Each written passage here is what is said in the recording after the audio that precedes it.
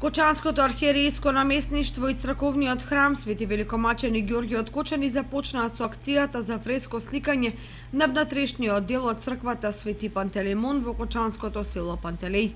Оваа акција се реализира со благослов на неговото високо преосвештенство митрополитот Брегалнички господин Иларион.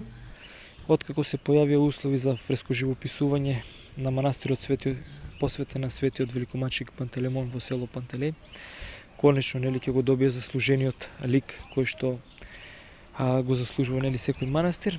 Токму поради ова, откако се појави условите, веќе е почнато со фреско живописување, па така ова е еден апел до сите оние кои што сакаат да остават еден трак, едно историско обележје и во исто време да помогнат во добивањето на оној лик кој што треба да го има манастирот Светиот, посветен на Светиот Великомаченик Пантелеймон.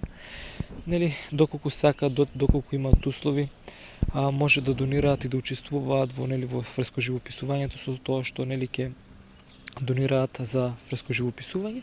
Сите оние кои што се заинтересирани може да дојдат или во храмот посветен на Светиот Великомаченик Ѓорѓе во Кочани или да се обратат директно во манастирот Свети Пантелеймон во село Пантелеј.